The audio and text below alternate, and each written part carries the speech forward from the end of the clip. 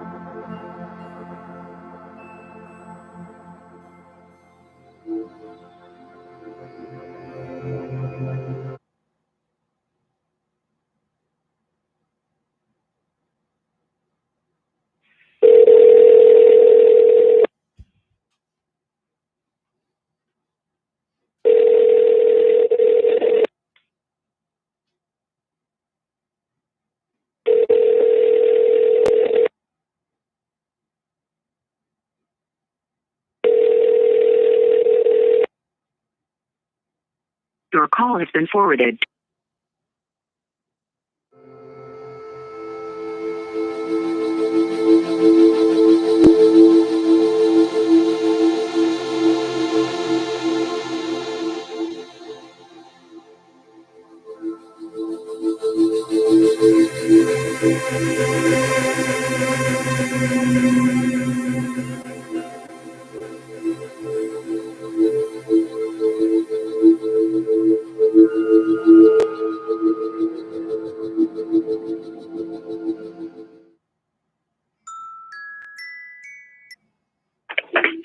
Whoa. Hey, what's up? Whoa, first time. Yeah, well, I mean, I did have to call you back, so I don't know if you want to count that. You're on the show. Oh. So this is the first time. Oh, I'd say I've called you most days for the last 2 months. Oh, I don't know about that. I'll have to check my call log. I bet you could find a lot. To the point where you probably saw a missed call and then like other ones were stacked on, but you just thought it was the original missed call. Would be my guess. I'm gonna almost give you this one. I'm almost it's your show. disappointed. I'm almost disappointed you picked up because you were establishing a narrative where like you were too good for the show. And I was like Ben Yeah, well- Affleck in Good Will Hunting, and just Yeah, well- showing up at your door, hoping that you wouldn't be there because you don't belong at the construction site. Well, how do you like these apples, Brian? How do you like it? I imagine you're gonna disappear and go to work. Oh, I'm still working. I haven't stopped. Yeah, I haven't stopped for 2 months. you're just like typing. I can hear you typing. Yeah. That's with my feet. When Julian was on, he was like he was in a Zoom meeting while he was talking to me. So I would like hear him stop occasionally and be like, "Okay, and the record stops at 1 minute and 45 seconds. We are off the record." I guess he was shooting like depositions or whatever. Or Yeah, shooting. one of those. By that he means, he was hitting the record button on Zoom. I'm sure there's nothing illegal about that at all. No. I mean, I wasn't hearing the actual depositions. Maybe that would be a good twist to the show. Yeah. Just play. It could be like a true crime show. Yeah, those are huge now. Yeah, they're big. I just finished the Atlanta child murders HBO documentary series last night. What is that one called? I actually forget. I forget what it's called. It might just be called the Atlanta child murders. It's pretty dark. Yeah, it sounds pretty dark to me. Absolute title. Well, it's interesting because it's. Did you watch Manhunter or not Manhunter? Mindhunter. Mindhunter, yeah. Did you watch the last season? I didn't watch the last season. I stopped after 2. I just got behind. Okay. Oh wow, there's been 3 seasons to that show. I think so. Wait, maybe I only watched. did one. you watch the I one? probably have one. Did you watch the one where he's in Atlanta? Maybe you just watched the first one. Yeah, I think I watched it. Okay. I actually no, I did watch a couple episodes of the second season, but I fell off of it. Okay. Yeah, he did go to Atlanta. Yeah, so he goes to Atlanta, and they present it like they go it's like based on reality or whatever, and so they go there and they make it seem like it's pretty cut and dry about like who the murderer was, this guy named Wayne Williams, and but now this whole documentary makes me think like maybe it wasn't. Yeah. It's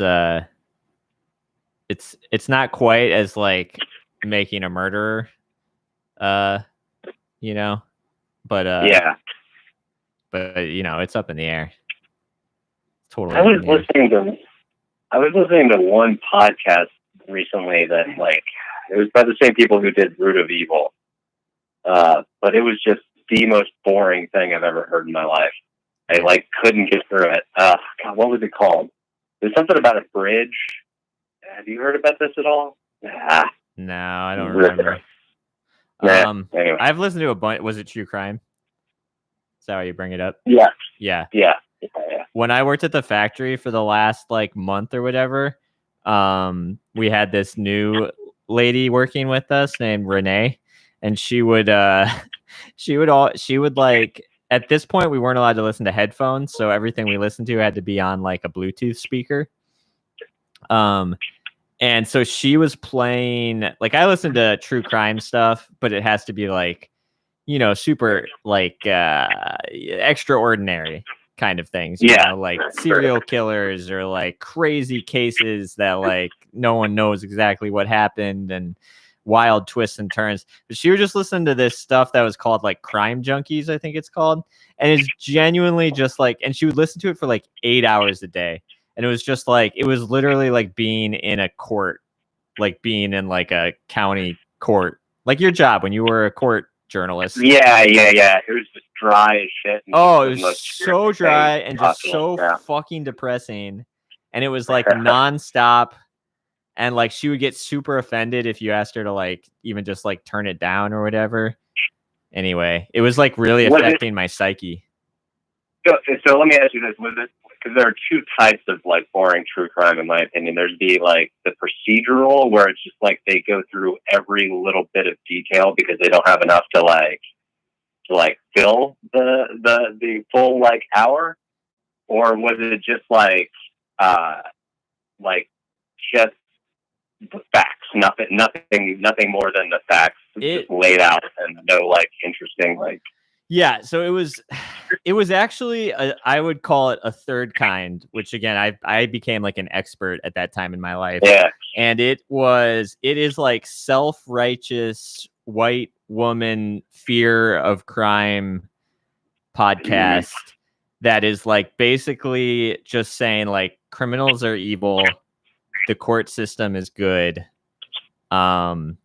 It's like, and so these women would like read about these murders and like in like these like kind of matter of fact ways, you know, and just be like, and like explain like how, you know, how smart the cops were on this or whatever. And like, and so it'd just be these like heinous murders, and they would talk about just how evil the guy was who did it or whatever, or the woman who did it. And then there was actually a segment that they would do where they would then read people would write them letters like emails, and they would read them on the air, and they were emails about the person like having to like put down their pet, or stories about their pets, like sad stories about pets, and they would be like bawling, they would be crying reading these letters, and then they would go back to telling true crime stories where they're just like completely disaffected and don't care at all about the humans. But like then they would both start crying when they were reading about people's dogs and things. It was the weirdest, like best metaphor for that shitty kind of true crime, where it's just like, it's like a way of people like kind of judging the rest of the world, like being like, you know, I mean, that's like part of what true crime is it's like we don't come into contact with violence much in like a middle class, lower middle class, whatever, white life. And so this is like their way of like separating themselves from what they view as like the bad parts of the world. Yeah. Or it's just like an outlet for their like own fucked up fantasies. That's too. True. You're right. It's that too. It's like, it's a total bloodlust. like the guy who does that. I know we've talked about like that one true crime podcast that we Sword and Scale. Sword and Scale. Yeah. Like that guy's voice. Like it's clear that this guy is just like, I mean, on a similar point of the spectrum as a lot of the people that he's talking about. Oh yeah. But I gave up on him. But he actually and he got kicked off of that podcast that he started. Oh really? Yeah, he made a tweet that was like horrifying and like misogynistic in some way. And you know, he like really got off. You could tell in the podcast. Yeah. Like, he got off on like, he would like crack little jokes like he'd be like, and her blood ran through the ceiling, splattered the ceiling. Ha ha ha. That looks like the wine stain on my carpet. Or you like, you know, it's just like, or like, well, I guess if you're gonna microwave an organ, that's the way to do it. Yeah, like, must have smelled delicious, or like that guy also had like a similar thing to what you were talking about, like the switching gears from like crying to talking about the most morbid thing. But like whenever he would like go into his commercials, like he would talk about the most fucked up things, and then his voice would modulate just ever so slightly when he would talk about Blue Apron or whatever mattress company. Yeah, and he would like do like these really offensive like transitions into it. Yeah. Where he would be like, the man ripped her fingers off and mailed them to her loved ones. Hey, next time you mail something, maybe use stamps.com. Like it was literally that kind of a joke every time. Yeah. Do you have a bloodstained mattress? Yeah. Well, call Casper. You know, when you're up all night murdering, you really need a good night's sleep.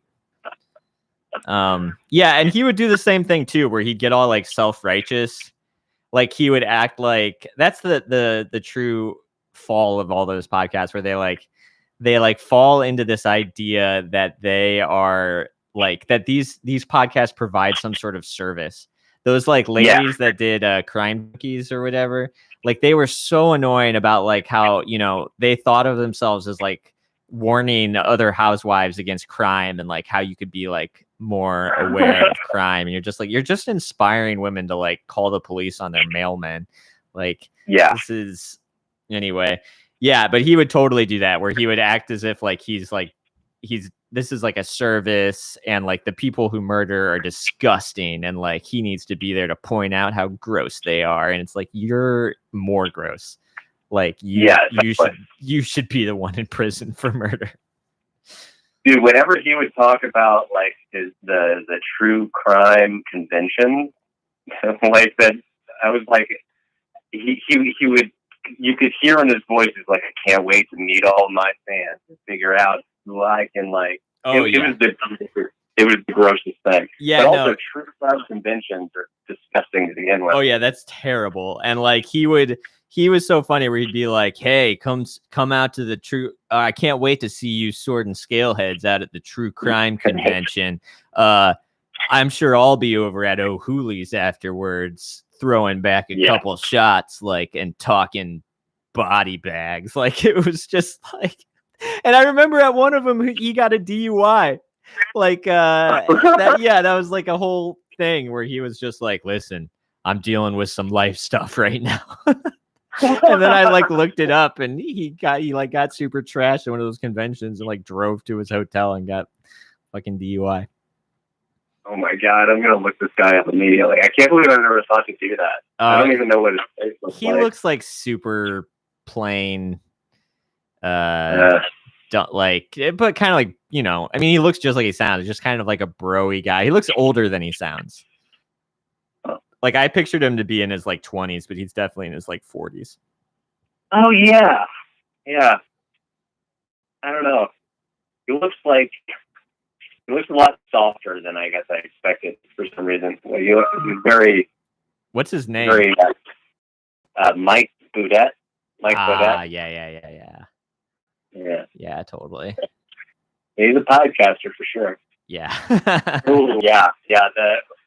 When I typed in Sword and Scale host on Google, like you know how the images like pop up at the top, like there are two pictures of him, and then the other two are of his tweet that got him fired. Oh, you saw that one? Yeah. It's pretty gross, right?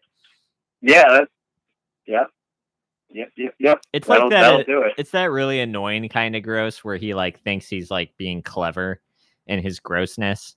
Like he thinks he's being like creative, and it's like the kind of shocking where he thinks he's being shocking for the opposite reasons. Like he doesn't realize that all that's displaying is misogyny, and then like, but thinks he's like, you know, above it all and just being like, you know, super morbid and shit. Yeah, I mean, I'm gonna close out this window right now. Did you hear about Demolition Man 2? No. Yeah. Stallone just came out today and said that it's in development. Oh wow, with Snipes? Yeah. Well, there's speculation, but nothing's confirmed. Considering that you know he died.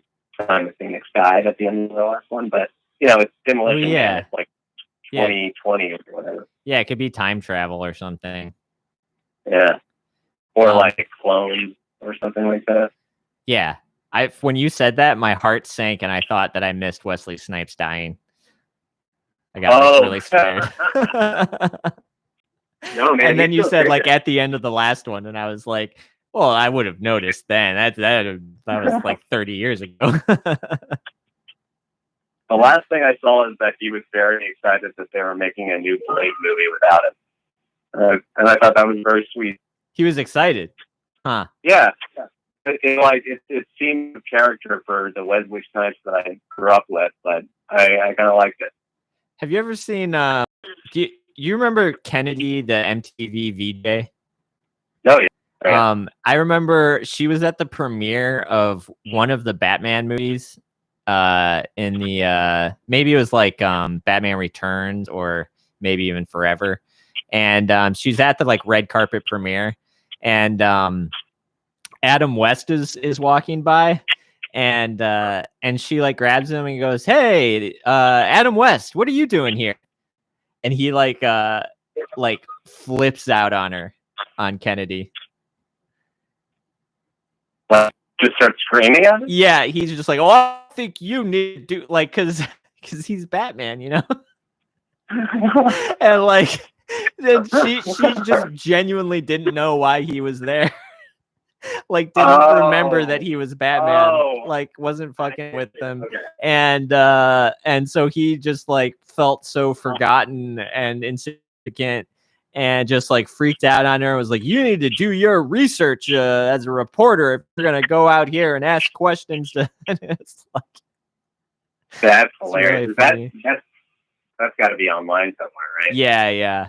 I think it was on one of those, like, I don't remember. Probably just a compilation of reporters getting yelled at on red carpets or something, which is, there's probably 1,000 such compilations. Yeah. Remember when the guy sprays Tom Cruise? Have you seen that one? Oh yeah, I love that. Like that was like a highlight. Was that like a couple months after his like couch thing? Right? It might have been. Yeah, it was Yeah. definitely around the same year or something. But yeah, I feel like everybody turned on him so sharply. I remember that. Like, yeah, I feel like nobody even thought Tom Cruise. I mean, they knew about Scientology, but nobody really gave a shit about Scientology back then. But man, as soon as he jumped on that couch, it's fucking over. Well, it was that. I'm trying to remember if the couch was before or after he did like the news thing with Matt Lauer. Oh, yeah. Bullshit, and at the same time, the I think that was also around the time when the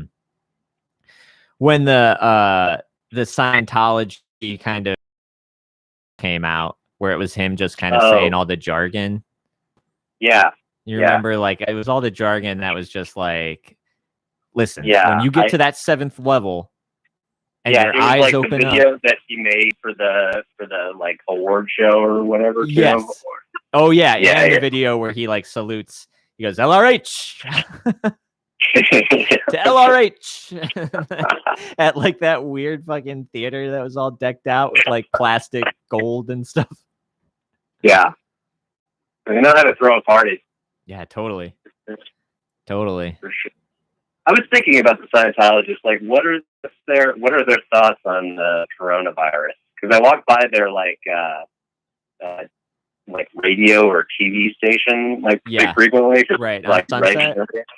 Yeah. I'm like, what are they broadcasting now? Like what's that news network like? I wonder. Oh yeah, they have a channel, right? I remember when their cable channel came out, but yeah, DirecTV, baby. I wonder. I would imagine they're not, within the system socially distancing. Yeah, but that's what I mean. Like, I haven't seen like what are they doing? Like the people who are like passing out flyers, like are they just sitting around. I haven't been up at where because there are always like 8 of them out at the Western Vermont and Sunset at the train stop there, and so but I haven't been up there in forever. And there is like a big group of there's an apartment building on Fountain right by me that's like a couple blocks away from their like center. Yeah, and I'm pretty sure that apartment building only rents out to Scientologists. Like it's owned by Scientology, I think. And and also like how they're like really big into motorcycles. Because LRH, so there's like 20 motorcycles outside that apartment building. Yeah. There's always like 4 or 5 motorcycles being parked outside the Celebrity Center that are in various states of being worked on. Yeah, and like that's weird. Yeah. Oh yeah, that's right. Because the Celebrity Center is right out by UCB. Is UCB? I know the one in New York closed. Yeah. Are they closed down everything in New York? Yeah, but I mean, I No, think it like LA closed for good. Like I yeah, don't no, think it's done. yeah. Are they? What about It's- what's gonna happen to like Franklin? the rumors are that like right now Franklin and Sunset are still open. There's like rumors floating around that if they have to close a location, they're going to close Franklin just because they own Sunset and they put so much like money and it's bigger and they have the Right, classrooms and and the everything. construction and stuff. Yeah, Yeah, but I think all those they have to work out something with like all those storefronts, like because it's not just that; it's like the bookstores there. They've got like 3 restaurants, right. Like Ice cream place. I always hit at that Yeah. ice cream place. You have 50% off on ice cream after if you Yeah. show your UCB ticket. yeah, I mean it's staples, man, staples. Have you watched I, the Middle Ditch and Shorts thing? I haven't. Anna watched the first episode. It's just pretty good. Yeah, I was kind of watching it. Like it's like hard. It's just like Yeah. it's so improv even more so than stand up. Feel like it really kind of need that like feeling of being in the room. I Yep. feel like I don't know, like again, like because I was processing that like what they were doing was funny, but like so much of improv is kind of like it delves back and forth between genuinely being caught off guard and in the moment and laughing, and the like laughing at the break of the fourth wall of like we're totally just making this up and floundering in this moment. And so like Yeah. that's funny too, or like that like impossible challenge that they give to somebody else where they're just like, you know, just trying to make it harder on their partner for a second and we're all in on the joke. Like there's so much just in the room energy that it's like Yeah. hard to watch something like that in a big like I bet it would be so much funnier to just actually be there. You're also like so much more forgiving of the performers when you're in the room and you're actually like because you have like you're gonna screen, you know, it's pre-recorded and it's edited. Yeah, whatever. that's It's true. like an element of like you're judging it more, I think. Yeah. And when you're in the room, like I'm not saying that Middle Ditch and Schwartz like work amazing. They are, but like if you actually saw them live and like a suggestion came from a crowd or a person that you were sitting like right next to and they did that, like, it would destroy you. Yes. Yeah, totally. And like the other thing that I think is just so special about it is that feeling of like going to a UCB show, just that like tiny community of like we are the only ones watching. Like we are the only like Yeah. this is just for us, this like special moment. It's like closest thing to someone just like coming there and being like, hey, I'm gonna tell you a little secret. Like Yeah. you know what I Yeah, mean? totally. And it's just like and you're aware that like these are the people who are like writing the TV shows that I like doing the bit roles and like the network shows. Like these are the funniest people in the country, and they're just putting on this little tiny show just for me right now that they'll never do again. Like it's Yeah. a really special thing, and something about it, something kind of perverts it to see it like recorded. Yeah. I don't know. I mean, everything I've read is like they've been trying to crack that egg for so long that Yeah. it feels like there's something like integral to it that's keeping it. I don't know. Yeah. I feel like we would have seen it by now, other than whose line is it anyway? You know. Yeah, that's true. But that show is so popular. Yeah, it's also a different kind of improv. Completely. Yeah. But there was a lot of the same.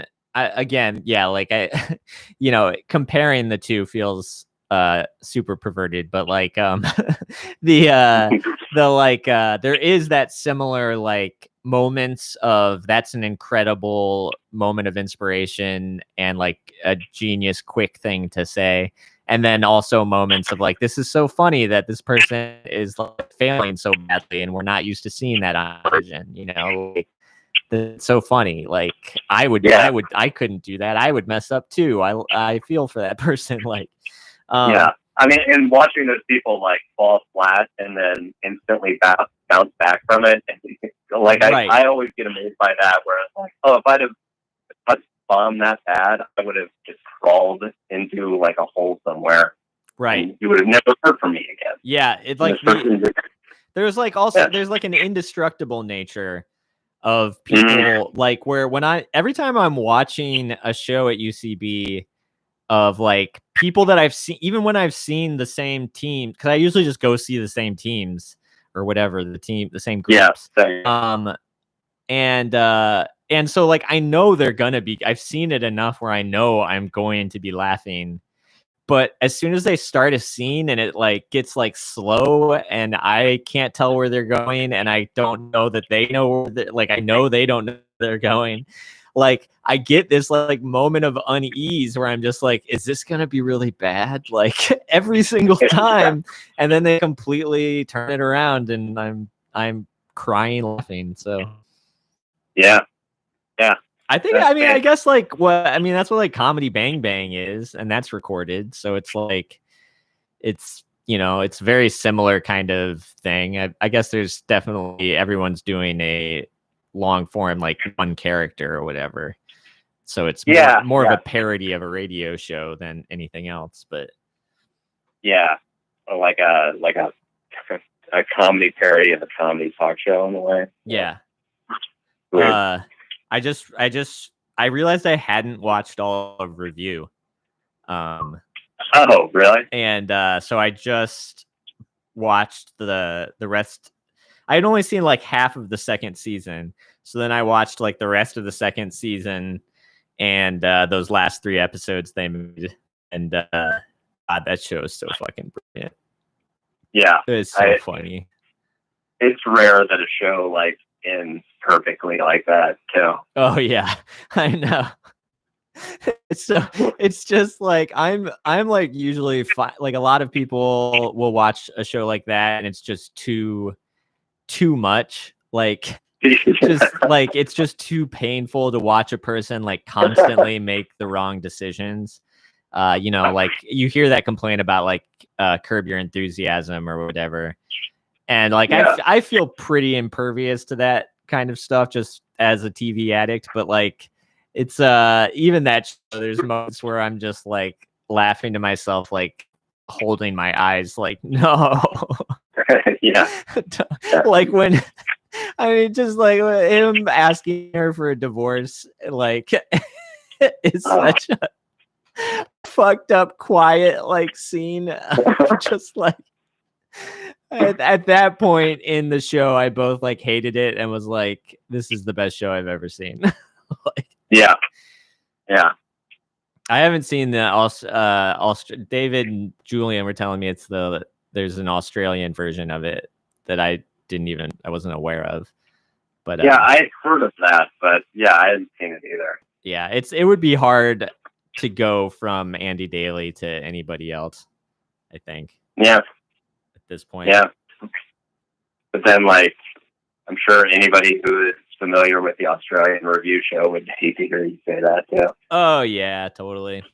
Totally. Yeah. People like the originals. Yeah. But I've also heard they went kind of their own direction in I don't know. Not that that's necessarily better. I'm sure there's somebody right now making that argument for the American Office. Yeah, right. That's exactly what I was thinking of. Yeah. I only buy American these days. I also binged Better Call Saul, the new season. Oh, yeah, that's another show I fell off of. I heard it's amazing. Yeah, I feel like it.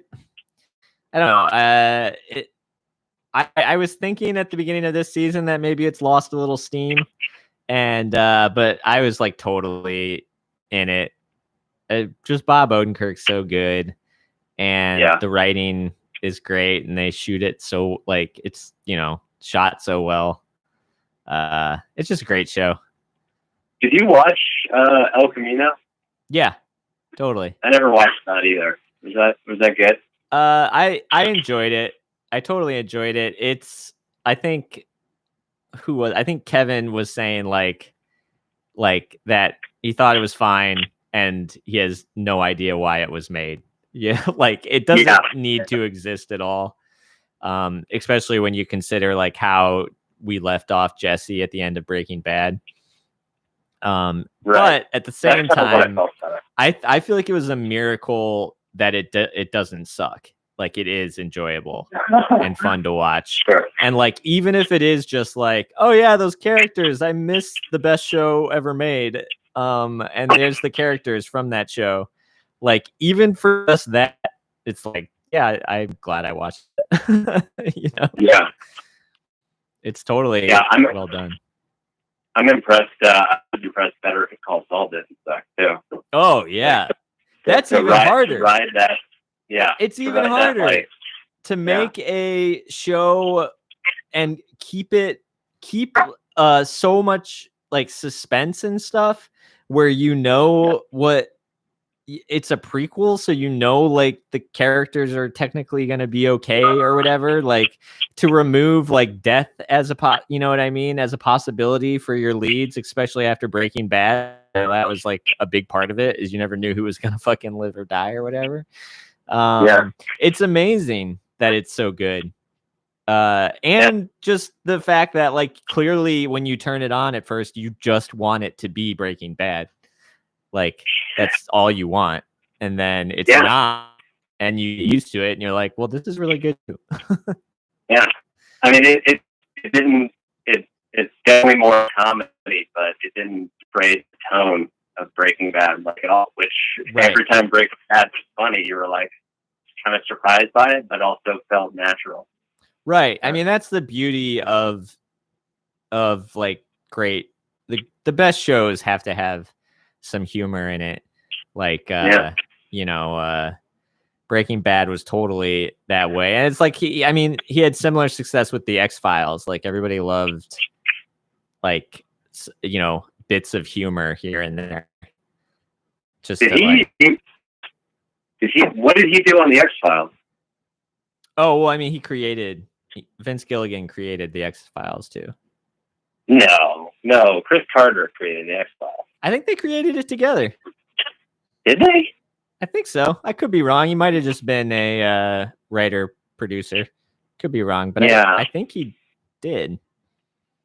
I mean, there were definitely. I do think he wrote on it, but I mean, yeah, but the X-Files definitely has like a similar tone to it in a lot of ways. Because I thought he created the X-Files, and I thought he created the Lone Gunman. I could be wrong. The Lone Gunman sounds. Now I'm gonna look it up. Do you remember the Lone Gunman? Yeah. Oh yeah. I just remember I just remember it because they predicted 9/11, but I forgot about that. They totally did. I forgot about that. They predicted 9/11. And what a weird thing that happened. I just watched the Simpsons episode where they go to New York, and that whole episode takes place like in between the two towers, and it premiered a week before 9/11. Yeah. Oh, I've seen YouTube videos on that shit. There's also like a scene where like the cloud like turns into a 9 right next to the two towers, so it looks like 911. It's some crazy shit.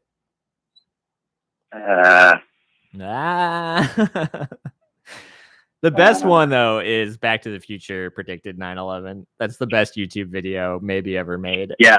I made you watch that, right? Yeah, you definitely did. I think I've made everybody, all of my friends, watch that at one point or another. Are you looking it up? Yeah. So he joined. He was a writer for the X-Files, and then he co-created the Lone Gunman. Okay. But he was a fan of the show and submitted a script, which became a second episode. Yeah. Wow. Pretty cool. That's cool. Yeah.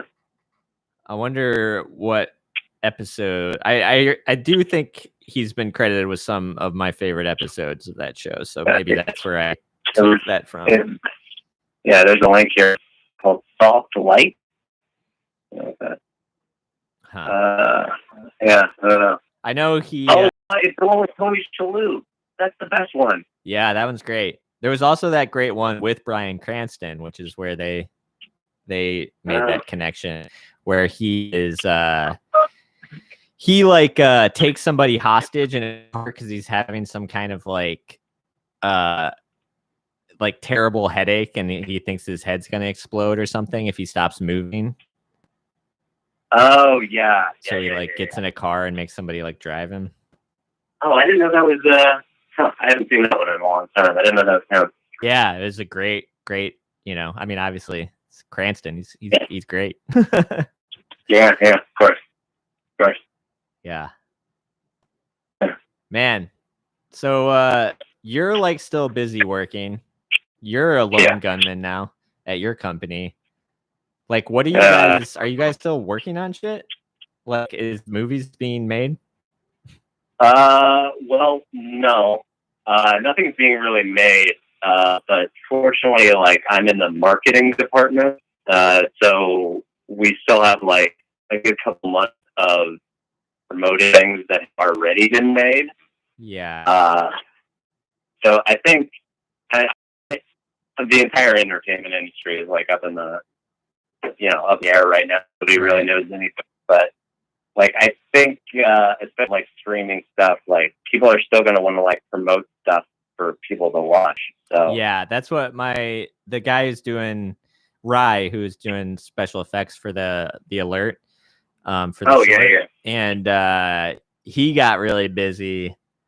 They got him set at home with work computers and stuff, and he got really busy just doing on commercials and stuff. They're still cranking out special effects style commercials, stuff where I guess you don't need to have a big crew or whatever. Shoot. I'd be interested to see where, because I mean, eventually, depending on how long this thing goes, like it's eventually going to start affecting some people, but like you could still animate things, I guess. Yeah. If people could do that from home, then I don't see why not. Seems like it. I mean, this talk show is still happening. Yeah, exactly. You found a way to succeed in spite of this pandemic. Yeah, I will persevere. But I don't know. It's yeah. Still working. Yeah. Still working. Yeah, I know. Like, Lena just stopped on on Westworld. So, yeah, it's crazy. Is she gonna get? I should talk to her, but is she gonna get furloughed? Does she know, or is she just gonna get? I don't know. Yeah, I don't know. Yeah. Who knows? Yeah. Yeah. I everything's all up in the air right now. She's trying to figure out school and stuff. And, I was thinking about that earlier, like, because everybody was talking about how, like, because of this, like, not only our kids, they don't have a graduation, but they're talking about like pushing off like school for a year because they don't want to like pay for a year of college when they have to be at home. Yeah. People are talking about like deferring. Yeah, going to college totally makes sense because like you're paying so much for it, you wouldn't want to do it online when you could pay less for an actual online school or whatever.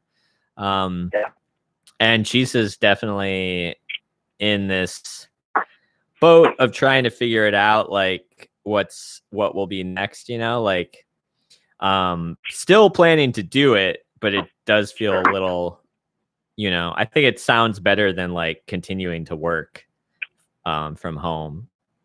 You know what I mean? Like, but I mean, have they reached out to her and said anything like these are your options, or is everybody not really? Not exactly. They have reached out and said that class will be online. So, but I would imagine that's up in the air. I think they have to say that. They have to say that. I know that Loyola is like doing it kind of like a month by month thing. I mean, definitely like the school year is ending now. Yeah. I think they're hoping to get campuses open Right. because that's so much of their revenue is, food and shelter and all that shit. Yeah. So, Yeah. Who the fuck knows, man? It's crazy. I just realized that we shot that video on Zoom and your dog was never in the shot. yeah, because I got a standing desk. Dog's not tall enough. You were standing? Yeah, standing the whole time. Huh. It's like my little Zoom trick. Your what? It's my little Zoom trick. I see. It's Yeah, I guess you had incredible posture. incredible posture. I was moving around. Yeah, you definitely 100% had the best faces. You were the most in character. 100%. So like, yeah, I guess that's it. Like I think Aaron was telling me, like one of his editing teachers, said like about editing that he stands while he video edits. Because because he said like, I mean, a surgeon wouldn't sit down while they do surgery. Like that's a good line. Yeah. Walter Murch famously stands while editing. Like he was one of the pioneers of that. The guy who did Apocalypse Now and wrote all those books. Oh, wow. Yeah. Did you ever watch the new edit of Apocalypse Now? Wasn't there like a longer one? There's like 5, aren't there? There's a bunch. I feel like there was probably a shorter theatrical one. And then like the one we would have seen would have been like the director's cut. Because I'm sure when he put it out on DVD, whatever, 20 years later. The 20th anniversary, yeah. And then, I think at this point there was a whole nother one that is like, it must be ungodly long. I put it on, like I downloaded that movie because I teach from it. Like the first scene, like I showed the students and everything. That is in the hotel room when he's like punching the mirror and drinking booze? No. Like before that, when he's like having the vision of like, the napalm and then the swirling. Yeah, basically the hotel room. And he's doing push-ups. Yeah, he's doing push-ups and you see his whiteies. But yeah, I downloaded it, so I have like a pretty good version of it. But the other day I can't remember what I was doing, but I was like, I want to put it on in the background. So I like played it from Netflix or Amazon or whatever. All the songs, or not all the songs, but there's like a good hunk of music in that is just like not what it is originally because I couldn't afford the rights to whatever, 70s or 60s song that was in there. So it like completely ruined like the pace of half the movie. And it really like, it's crazy. I can't believe that they like even allow that shit to be streamed. Oh, on like a on the streamed release, you're saying they couldn't afford like this is the end or something like that. Like I think that was on there, but like there was a couple that were like, oh, this is not what that song is.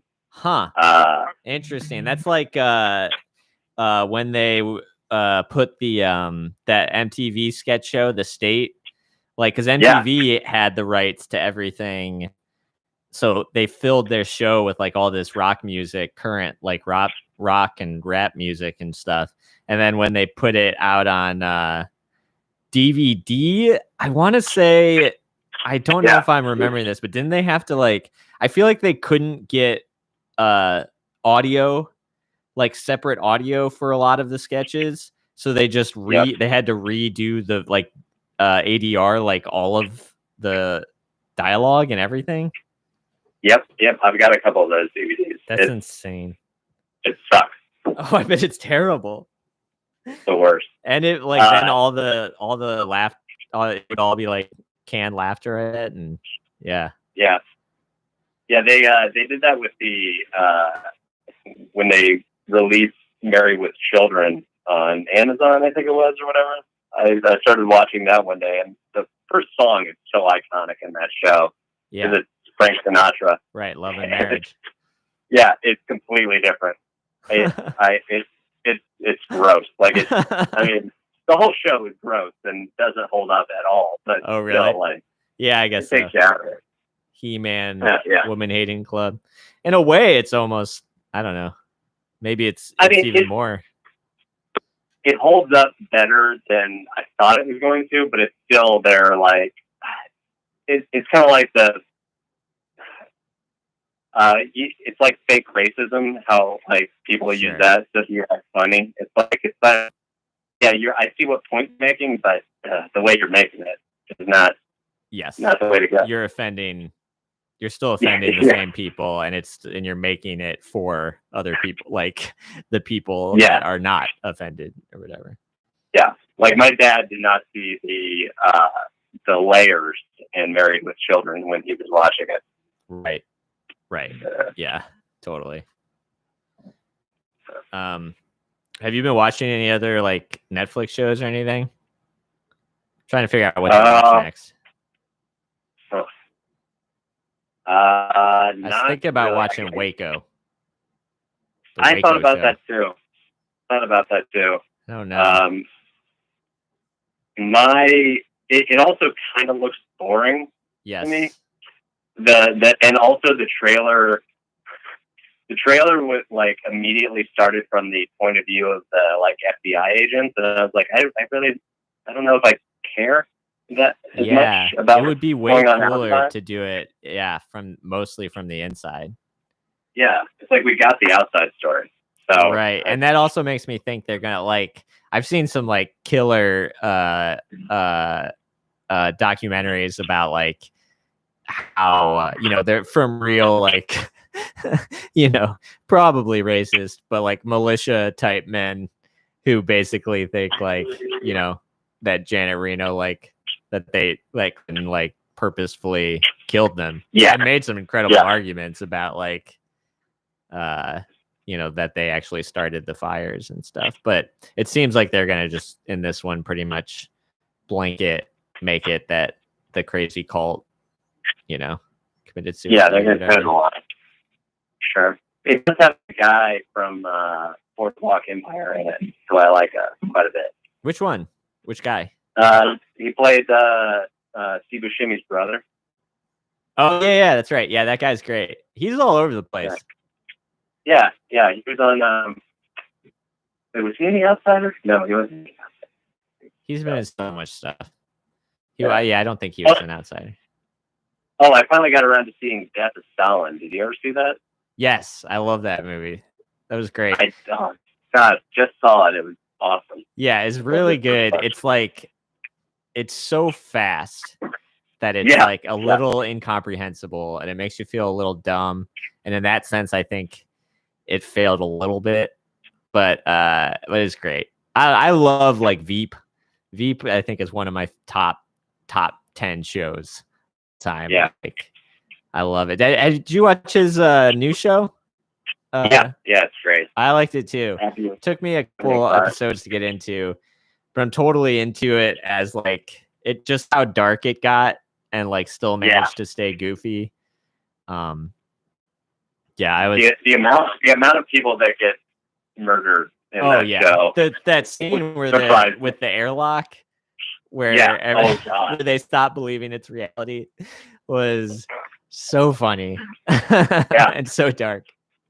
And really did airlock physics really well, I thought. Yeah, I don't know anything about it, but I believed that that's what it would look like. It's fucked up. Yeah, it's a good show. I don't know. Maybe I'll watch Waco. Yeah. Let me know how it is. All right. I'm gonna do that. All right. Well, I gotta get back to work. This has been fun though. Yeah. Thanks for talking. You made it on the show.